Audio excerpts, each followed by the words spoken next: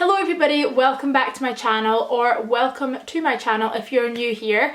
In today's video I thought that we would kind of get stuck into these probation year videos. They're going to be coming and they're coming fast. So I thought I'd sit down today and kind of talk over the little bits and bobs I did to prep myself for my probation year before the summer holidays started. At this moment in time we are well into July, and that means that the Scottish school holidays are well underway. And although there was not a lot of time between finding out my school and the summer holidays beginning, there's actually been quite a lot of bits and bobs I've had to get done to prep myself for my probation year. So I thought I would talk them through with you today. I do just want to quickly mention that if you haven't seen my previous probation year Q&A, that might be a good place to start if you're not sure what a probation year is, or if you just want a little bit of background, definitely go and check out that video because it will kind of set the tone for this one. So in today's video we're going to talk about the process of me receiving my school allocation, visiting the school for the first time, and the little bits and bobs I've had to get done before now.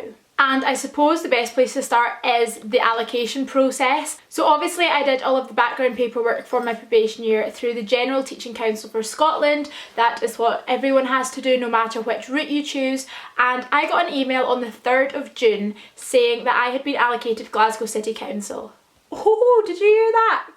Ooh. Glasgow City Council was my first choice. I was over the moon to receive that as my allocation, and then the waiting game began again. Now we get told that after you find out your local authority you are to do nothing until they then contact you. So I was just sat there constantly refreshing my emails every day waiting for some sort of news, and on the 12th of June I received my first email from Glasgow City Council. This was an initial welcome email and they had a few little forms and stuff for me to go through. I will talk about that later. But this email came with a little bit of a kicker because for around half of the people that received it, this email contained their school that they were going to be going to. But for me, it said, "We are happy to announce your allocation is Establishment TBC." So as you can imagine, I was quite excited to receive this email until I scrolled down and saw that. So I completed all the forms, I did what the email required of me, and then the waiting game began again. And from the following day onwards, the people that had received Establishment TBC on their email, they were starting to find out which school they were in, and the number of us that were left waiting was getting lower and lower and lower, and I actually started to get myself quite stressed out because I was like, oh my goodness, have they forgotten about me? Is there no space for me? But then almost an entire week later, on June the 18th, I received my email confirming my school.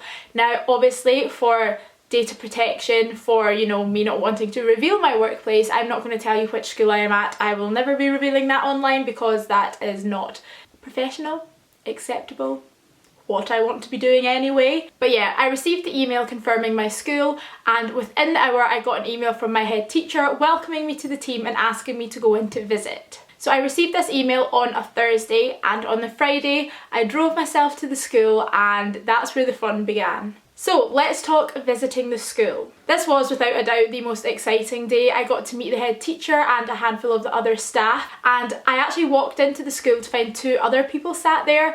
They were actually two people that had just finished their probation year and that were going to start working in the school in August.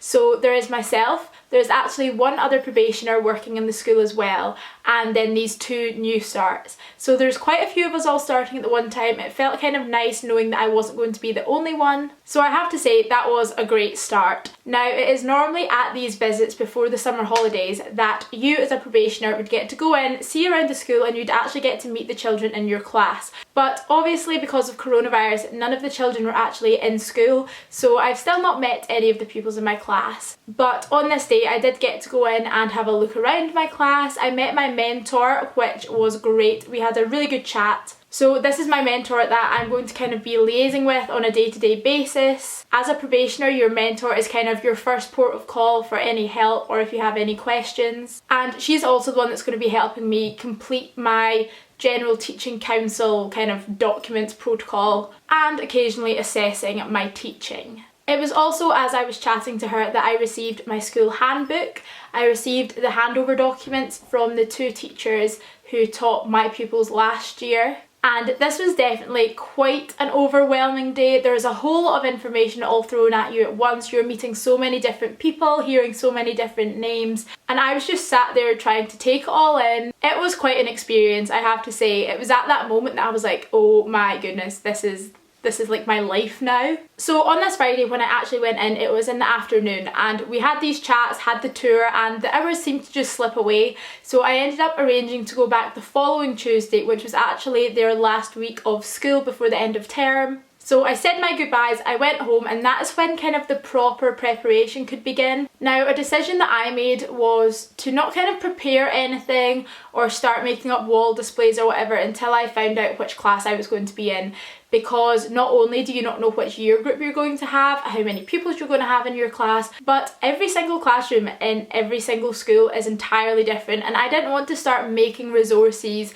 and find out that I'd made them for the wrong age group, or making wall displays and found out that I had nowhere to stick them. So I just chose to bide my time, and after I'd first been to the school, that's when I could start getting things actually rolling. The first thing that I did was read over all of those handover documents. I went through each one of them with a fine-tooth comb. I was highlighting, making notes of anything important that had been mentioned about specific children, and it was also at this point that I started having to think about things like reading groups, because I have children from 2 different classes last year, so they've been kind of working separately and coming into the same class now, and obviously they're all at different levels in their reading, just as an example. So I was sat kind of matching up different reading groups. And also, perhaps one of the most important things is, as it currently stands, pupils are coming back to school in August as a Monday-Tuesday group and a Thursday-Friday group.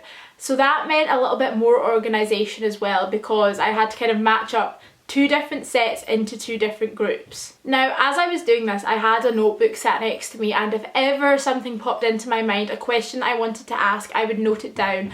And this I would highly, highly recommend, because honestly, see, when you're in the school and there's so much just flying around, you're not thinking straight, you're not thinking about all of the questions that you'd had before. So when I was able to come back from the school, read things through and kind of process a lot, there was a lot of questions jumping out to me, so I noted them down for the next time that I went to visit. Now, something else I was doing alongside this is all of the paperwork, the red tape, the bureaucracy, the employment documents, all of this stuff that was needed by either Glasgow City Council or by the General Teaching Council for Scotland. And let me tell you, there was a lot. On that first email that I received, there was documents for HMRC, there was different forms to fill out, basically kind of getting started on the payroll. We had to send over our PVG forms. If you do primary education, you will know all about the PVG forms. And it basically just proves that you are in a position to be teaching vulnerable people, children.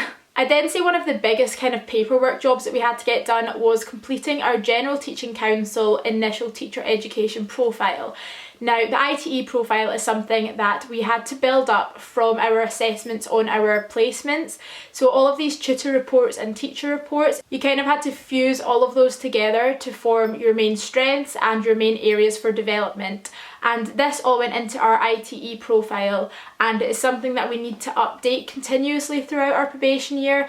This was definitely kind of the biggest written task. It did kind of feel like I was back doing essays and stuff, but I got that all done. That got sent off to my university tutor, who then signed off to send it on to the General Teaching Council. What I have found in the last few weeks is there is a whole lot of back and forth. There is a lot of paperwork that I kind of struggle to wrap my head around. There's a lot more than what we were kind of not told there would be, because I wasn't expecting to be told, but it really wasn't insinuated that all of this would be going on in the background. And then on the 25th of June, we actually had a webinar set up by the Glasgow City Council. This was kind of an introduction which would help us complete some of these forms, give us an idea of what to expect over the summer and then into starting our probation year. But guess whose Glow account didn't work? Mine. Are we surprised? Are we? No, we're not surprised. I actually went on the day before to check because I hadn't used my Glow account in a while, and I wanted to see if I could kind of get into all of the right places, which I couldn't. So I then emailed one of the contacts that we'd been given from Glasgow City Council, and she had no idea how to fix it. She transferred my email onto someone else who also had no idea how to fix it. So I'm just sat here with no information from this webinar, and apparently it's getting uploaded somewhere soon, so I'm just waiting. But honestly though, like, of all of the people that could be having technical difficulties, of course it had to be me, and no one knew how to fix it, so. And then the last thing that I want to discuss in this video is my second visit to the school. So the week following my first visit, I went back on the Tuesday. At this point, I had my own fob to get in the school door, which, can I just say, the first time I used that, it gave me little butterflies, like I'm an actual professional. The first thing that I did when I went in was I tracked down my mentor, we sat and had another chat, we spoke over the handover documents again now that I'd had the chance to read over them for myself. I whipped out my notebook full of questions that I'd made and we ran through them all. She was very supportive, just kind of giving me the information that I needed, and although some of these questions felt quite stupid asking them, I suppose you just need to remember that everyone was once in this situation, and some of the questions I was sat there I was like, oh come on Holly, this feels really embarrassing. But this is my first time being an actual class teacher. Of course I'm going to have questions that other people might already know the answers to, and my mentor did make me feel very at ease when I was asking them. I was given further school documents, things like the planning progressions and kind of more in-depth documents about each subject. But the thing that was definitely the most exciting is I then got to start setting up my own classroom, and it was such an overwhelming activity, but it was actually really fun. Now, as I said, I made the decision not to start making any resources or buying anything before I found out which school I was going to be in, which year I was going to be teaching. So when I went in for that second time, I didn't have anything of my own to put up, but there was a lot already available in the classroom and things that previous teachers had left. So I kind of mapped out in my head where my literacy wall was going to be, where my numeracy wall was going to be. I put up the little bits and bobs that were remaining in the classroom, and I'm now able to kind of work around that when I'm making resources from home. I started sorting out things like trays, what I was going to keep where, and due to the coronavirus there is a new protocol around things being left out in the classroom. Everything has to be able to get put into trays and put away so that all surfaces can get wiped down at the end of the day. So that made things a little bit more tricky, and I had to work out where Group A's stuff was going to go, where Group B's stuff was going to go. But something that I did really enjoy was picking up my jotters. Now the PSAs in the school must have been working like overtime to get all of these jotters sorted for every class, because I was sat in my classroom kind of just doing bits and bobs here and there, and they keep coming back with more and more jotters, like writing jotters, literacy jotters, spelling jotters, homework jotters, mental maths jotters, literally just kept coming.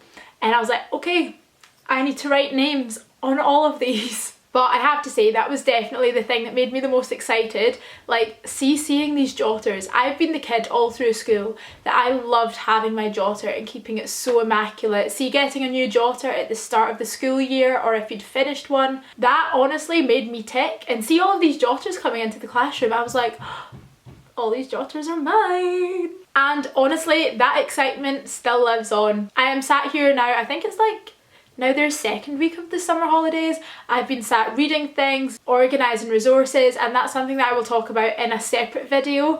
But for now, I'm going to leave this video here because I have spoken so much. I feel like I have just kind of word vomited, but that's what I do best. So I'm going to end it here. Thank you guys very much for watching. Before I do go, I just want to mention that if you are unaware, I've actually started up my own teacher Instagram account. This is something that I've seen a few people doing here and there, and I thought it would be interesting just to kind of show you the more classroom based side of things. So if you would like to follow my teacher Instagram, it is at Miss McRae's Class. Come along, see what it's all about. In all honesty, I don't know where it's going to go, but it's fun. So yeah, I'm going to head off now. Thank you for watching. If you did enjoy this video, do give it a thumbs up. I feel like in this video I definitely just gave a bit of an overview. If there's anything that you want me to speak about more specifically in a video, do let me know down below in the comments, or any other questions that you have, videos that you want to see, and I will definitely get around to doing that. But yes, I'm going to head off now. If you guys have subscribed to my channel, I will see you again very soon with another video. Bye!